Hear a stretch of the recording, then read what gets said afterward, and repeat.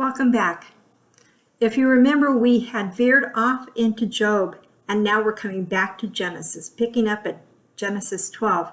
When we left off, Abram and his family had been called to the promised land, but they stopped off in Haran and stayed there. Not what God said to do.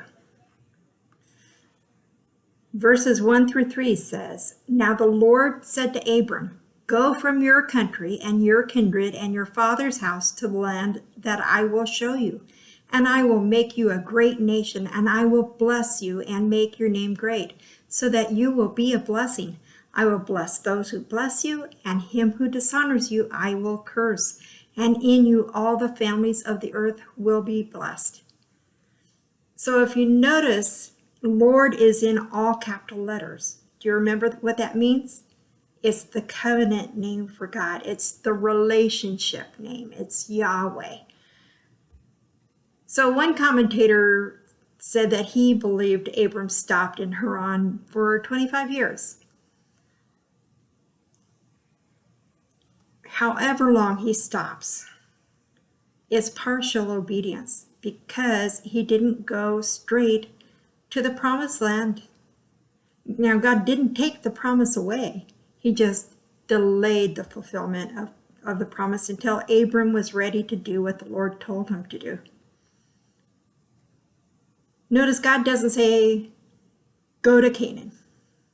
He says, go to the land I will show you. He couldn't have looked at a map to say, oh, here's where God will show me. It means Abram was to go blind. How do you think you'd react if God said, move, and I'm going to show you where, but he doesn't tell you? Have you ever been called by God to go blindly? Is God calling you in a direction? If you're sure the exact destination where God's calling you, maybe you need to move. You can only change the direction of a car when it's moving, so get moving and be ready to change directions when God steers you in a different direction. Abram would become a tower of faith, but he didn't start off there. We're going to see a lot of growth in his life. Notice who's doing the action here. God. One of the promises is that God will make Abram's name great. There is no name more honored than the name of Abraham, honored by Jews, Muslims, and Christians. It's important to remember that God's original creation was blessed for growth, but sin affected this. Now he starts again, but with one man, one family, one nation. He promises to curse those who dishonor him and his family, the Jews. This is the reason that there has been a decline in many empires. The Greeks, who took over Palestine and desecrated the altar in the Jewish temple, they were soon conquered by Rome. When Rome killed Paul and many others and destroyed Jerusalem under Titus, Rome fell soon after. Spain was reduced to a fifth-rate nation with little power after the Inquisition against the Jews. Poland fell after the pogroms, an organized persecution of Jews. Hitler's Germany went down after its attempt to destroy the Jews. During the Middle Ages, the church persecuted the Jews, and it ended up being a really dark time for the church. Another promise was that Abraham would be a blessing to the entire earth. This promise was fulfilled in Jesus the Messiah. Jesus was a descendant of Abraham. Later, the Jews felt that God was only for them. Here, God is clearly saying he is here for the entire world. Verse 4, so Abram went as the Lord had told him, and Lot went with him. Abram was 75 years old when he departed from Haran. So what exactly was God's command in verse 1? It was, go from your country and your kindred and your father's house to the land that I show you. Did he follow that exactly? No. God said, leave his family, but he brought along his nephew Lot, and that's going to come back to bite him. Here's another partial obedience. A Jewish historian says that Abram adopted Lot because he had no children. If so, maybe this is an example of Abram trying to help God with his promise of descendants. It won't be the only time. Why do you think God would tell him to leave family behind? For him to leave family behind would be a public acknowledgement that he was leaving all his inheritance claims behind. This break with his family may have also shown he was breaking with the family gods. That family most likely worshiped the moon god Zin. Abram means exalted father. What an ironic name. He's 75 years old and he isn't a father yet. So his name, he is not fulfilling his name yet. Verse 5 and 6 say, and Abram took Sarai, his wife, and Lot, his brother's son, and all their possessions that they had gathered, and the people that they had acquired in Haran, and they set out to go to the land of Canaan. When they came to the land of Canaan, Abram passed through the land to the place at Shechem, to the oak of Moreh. At that time, the Canaanites were in the land. So it talks about all the people he had acquired. It really means made. The Kabbalah, which is Jewish mysticism, says Abram made people through magic to show God's power. The rabbis say that this refers to converts from Abram's preaching. But in context, it refers to him buying slaves and servants and their children. So Abram comes into Canaan, the promised land, but he's a stranger. Canaan, the first time we ran into that, is the name of the son of Ham, one of Noah's sons. The land of Canaan had about 100 miles of coastland, and at its longest, it was about 180 miles in length, and its width varied between 20 and 120 miles wide. So his first stop is Shechem. The trip from Haran to Shechem was about 400 miles. That's a good trip today. You can imagine how long that trip would have taken in their day with camels. Shechem is an important city in both the Jewish and Christian faiths. Shechem means shoulder. Shechem was between two mountains that kind of looked like arms around it. So it was kind of seemed like a shoulder. It was right in the middle of Canaan. Later, Jacob is going to come to this spot with his wives and children, and he's going to buy land there, and he's going to rename it Bethel. Eventually, Joseph's bones will be buried there. Joshua made a commitment with Israel, renewing their commitment to God and saying, as for me and my house, we will serve the Lord, Joshua 24, here. Shechem's New Testament name is Sychar, where Jesus met the Samaritan woman at the well. The land was occupied by tribes that worshipped idols. They had no intention of giving the land to Abram, and they wouldn't give it up until they were forced out 400 years later. The oak of Moreh. Moreh means teacher. Yours may say terebinth tree. You get turpentine from a terebinth tree, but oak works too. Trees were marked for sacred sites for people because If there was a tree, that meant there was water. This might have been the site of a Canaanite altar. They were known to have pagan shrines anywhere there was a grove of oak trees. Verse 7 through 9 says, Then the Lord appeared to Abram and said, To your offspring I will give this land. So he built there an altar to the Lord, who had appeared to him. From there he moved to the hill country on the east of Bethel and pitched his tent, with Bethel on the west and Ai in the east. And there he built an altar to the Lord and called upon the name of the Lord. And Abram journeyed on, still going toward the Negev. Now that Abram's in the land, God reminded him of his promise. Now it's going to mean a whole lot more because he can see it. But Abram's never going to own any of this land himself, except a small burial plot that he bought. So Bethel means house of God. The city also came to be known as Luz until Jacob's day. Ai means heap of stones, and it was a city or possibly the ruins of a city.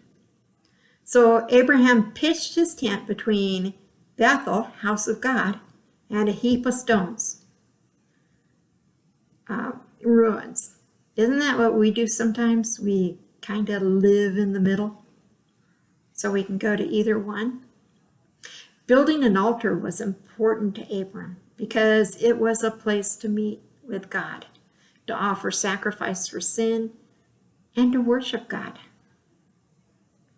An interesting thing, Abram never lived in a house. He always lived in a tent.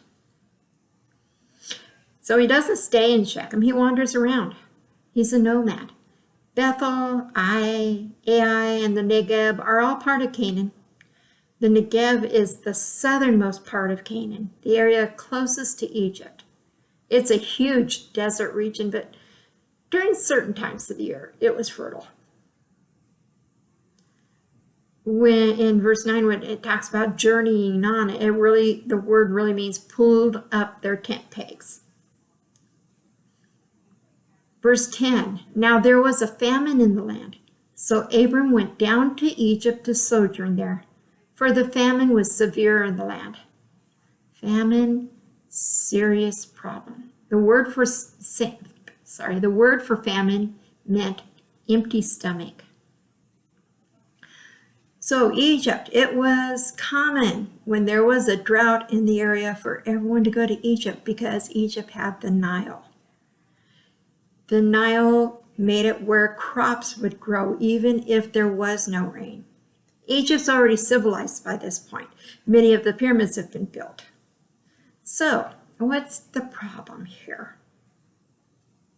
It was right for Abram to be concerned about feeding his family, but it was wrong for him not to trust God to provide in the land he was called to. His lack of trust is another thing that's going to come back and bite him.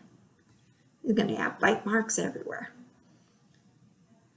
Verses 11 through 13. When he was about to enter Egypt, he said to Sarai, his wife, I know that you are a woman beautiful in appearance. And when the Egyptians see you, they will say, this is his wife. Then they will kill me, but they will let you live. Say you are my sister, that it may go well with me because of you, and that my life may be spared for your sake. So Abram's concerned because his 60-year-old wife is really attractive to the Egyptians. This shows that not only was Sarah very beautiful, but not all cultures worship youthful appearances the way our culture does. Sarah's going to live to 127, so this is really middle age for her. There's a Jewish legend that says when Abram went into Egypt, he tried to hide Sarai in a box. When Egyptian customs officials asked what he had in the box, he said, barley. No, they said, it contains wheat. Very well, answered Abram, I'll pay the custom for wheat. Then the officers said it contained pepper. Abram said, I'll pay the custom charges on pepper. Then the officer said it contained gold. Abram said he would pay the custom charges on gold. Then the officer said, it contains precious stones. Abram said, I'll pay the custom charges on precious stones then. By this time, the officers insisted on opening the box.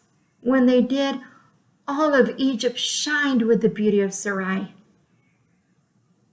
These same legends say that in comparison to Sarai, all other women looked like monkeys. She was even more beautiful than Eve. Again, this is Jewish legend, it's not scripture. But Jewish legend is kind of fun. So Sarai really was Abram's half-sister, so this is a half-truth. A half-truth is a whole lie. Abram's intent here was to clearly deceive the Egyptians, and he trusted in deception rather than God. Sarah is held up in the New Testament as an example for Christian women to follow. And it isn't just because she called Abram Lord. She is an example of a woman who submitted to her husband even when he was a blooming idiot. Can you relate? Verses 14-15. When Abram entered Egypt, the Egyptians saw that the woman was very beautiful. And when the princes of Pharaoh saw her, they praised her to Pharaoh.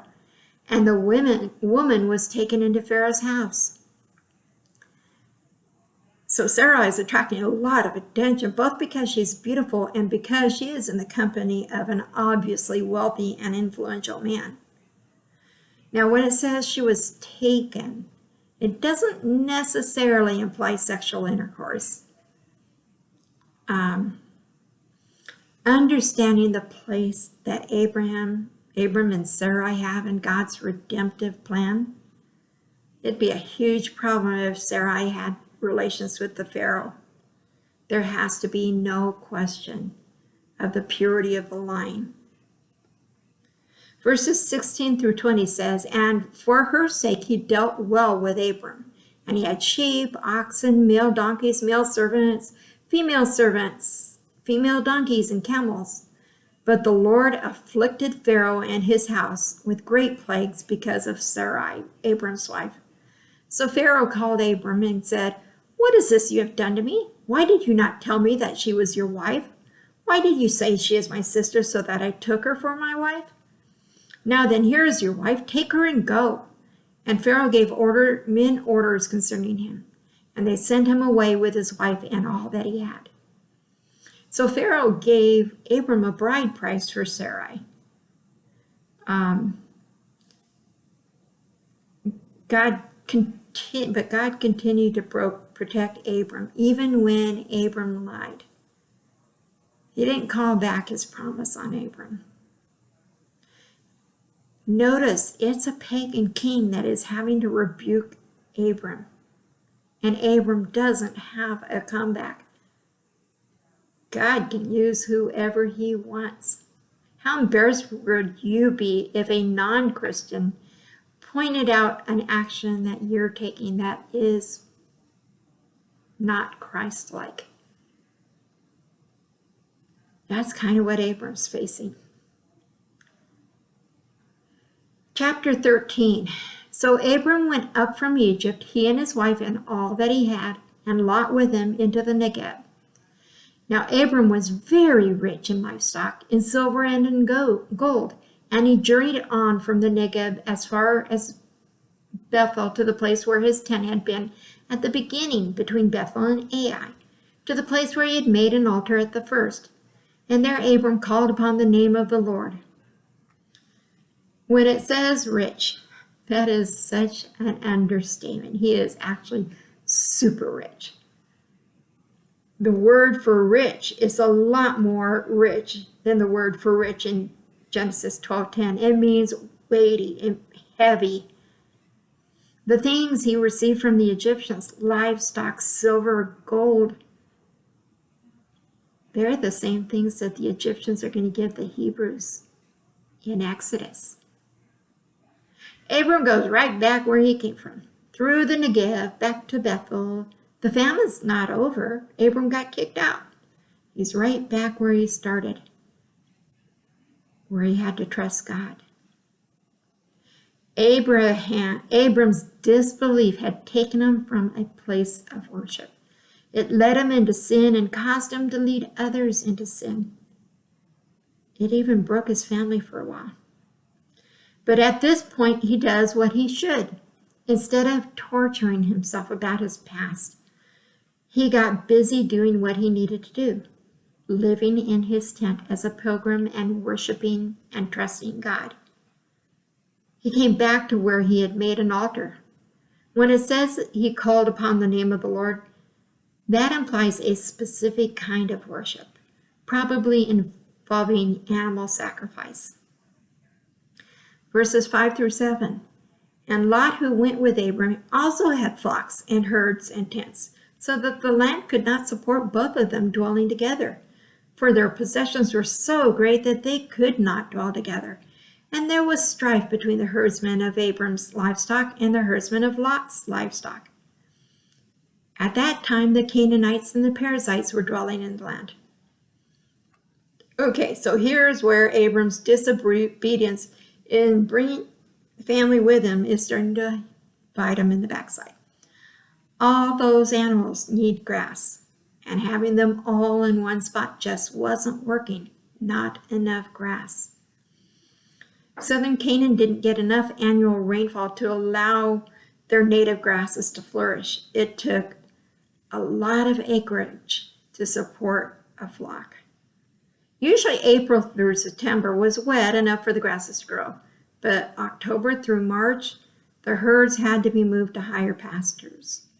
The herdsmen were protecting their Lord's possessions. Notice this conflict comes right after Abram did the right thing. When we get right with God, we can expect an attack from the devil. Something had to be done about this strife. They were not a good witness before the unbelieving Canaanites and Perizzites. J. Vernon McGee says, I had an uncle who never came to know the Lord. My aunt used to weep and say, oh, he won't listen. Do you know why?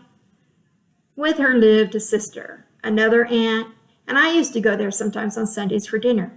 Do you know what we had for dinner? Roast preacher. One of my aunts went to the Methodist church, the other went to the Presbyterian church, and oh boy, did they try to outdo each other, talking about the preacher and the fights that were going on. I used to watch my uncle. He would just sit there and eat. Then he'd get up to leave and go down to his club for the afternoon. When he would come home in the evening, he wasn't drunk, but he sure had several drinks. They never won him to Christ. There are a lot of people not being won today, my friend, because of the strife that is inside the church. This is an interesting thing. The Canaanite and the Perizzite dwelled then in the land, and they still dwell in the land. They are right near your church, by the way. There was a difference between the riches of Abram and Lot. They both had great wealth, but Lot's wealth possessed him, not Abram. Verses 8 and 9. Then Abram said to Lot, let there be no strife between you and me, and between your herdsmen and my herdsmen, for we are kinsmen. Is not the whole world before you? Separate yourself from me. If you take the left hand, then I will go to the right. Or if you take the right hand, then I will go to the left. Since Abram was older, and God gave all the land to Abram, not to Lot, it was pure generosity on Abram's part to offer him any land. He's not yielding to Lot out of weakness, but out of love and trust in God. A few acres of grazing land didn't seem worth fighting for to a man who'd lived with an eternal perspective.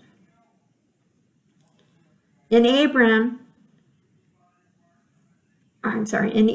Abram thought he had to take his fate in his own hand. He had to look out for himself. Now he's wiser and willing to let God look out for his interests. Right or left, it didn't matter to Abram because God would be there. Abram knew everything he owned came from God. That's something we should be aware of too. Everything we own comes from God. Verses 10 through 13. And Lot lifted up his eyes and saw that the Jordan River was well watered, everywhere like the garden of the Lord, like the land of Egypt, in the direction of Zoar. This was before the Lord destroyed Sodom and Gomorrah. So Lot chose for himself all the Jordan Valley, and Lot journeyed east. Thus they separated from each other. Abram settled in the land of Canaan, while Lot settled among the cities of the valley, and moved his tent as far as Sodom. Now the men of Sodom were wicked, great sinners against the Lord. Lot made his choice with his eyes. He only cared for material abundance of the land and didn't think about how it could affect him or his family spiritually. Abram walked by faith. Lot walked by sight.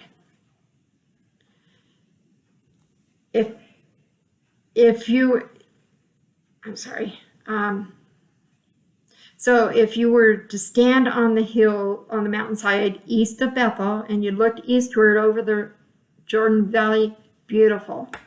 All other directions, limestone, barren limestone hills of Judea. What is Lot leaving his uncle with? Lot chose the Jordan Valley. Zoar is one of the 5 cities known in that valley. The others, Sodom, Gomorrah, Admah, Zeboiim. Zoar is the only city that was not destroyed by God. Water in the Jordan Valley comes both from the Jordan River and from the limestone hills. The climate's warm and sunny during most of the year, but it's good for all sorts of agricultural products, including dates and balsam. It was like a garden. The modern Israelites have restored the area to its garden status. So Lot made a choice, but it wasn't a good choice. It was the easiest choice. He stops outside of Sodom. Eventually, he's going to move into the city of Sodom, and then he's going to become a leader of the sinful city, and he's going to become friends with the sinful men. Little by little, he's drawn into the sin of the area. We're told right here that the men of Sodom were evil. This implies that Lot knew they were evil. Maybe Lot thought he could serve God well there and that he could be a great witness. But he was just deceiving himself. Lots of people do that. In the end, he gave in to them. Verses 14 and 15. The Lord said to Abram after Lot had separated from him, "Lift up your eyes and look from the place where you are, northward and southward and eastward and westward. For all the land that you see I will give to you and to your offspring forever." So Lot leaves and God talks to Abram. He has a promise for Abram that does not include Lot. God reminded Abram that even though Abram had been generous enough to grant some of the land to his nephew, God had told him the land was his, including what he gave to Lot. So, an interesting contrast between Abram and Lot. Abram was told what land was his. Lot chose for himself. Abram waited for God to give it to him. Lot just took it for himself. Verse 16, I will make your offspring as the dust of the earth, so that if one can count the dust of the earth, your offspring can also be counted. So God is reminding him of his other promise, descendants. He's still childless in his 70s or 80s. Verse 17 and 18, arise, walk through the length and breadth of the land, for I will give it to you. So Abram moved his tent and came and settled by the oaks of Mamre, which are at Hebron. And there he built an altar to the Lord. God wants Abram to explore the land of promise, to walk through it as if it is his, though he still doesn't have any record of ownership. According to ancient custom, a property transfer was finalized by the new owner's visit to the land. Okay, so imagine I take you on a cruise and I drop you off at an island. I tell you that you've been made queen of the entire island. Everything on the island is yours. As I wave goodbye on the beach, would you just stand there on the beach or would you go exploring? God wants us to explore a land of promise for us, His Word. He wants us to walk through this land, possessing it by faith. So Hebron is located in the Judean hills, about 3,300 feet above sea level. It's about 19 miles southeast of Jerusalem, and it is a major crossroads. Mamre was the name of an Amorite who wanted to have an alliance with Abraham. We'll see him in chapter 14. So, Abram does what he normally does. He builds an altar. Another difference between him and Lot, we don't see Lot building one. Abram lived in constant awareness of the need of a sacrificial atonement and covering. So this is where we're going to leave it today. Tomorrow we're picking up chapter 14, and just looking at it, you will have to have patience with me because there are a lot of big names in this chapter 14. So thank you again for joining. Click like if you've been listening. Drop me a note. Again, thank you for joining me.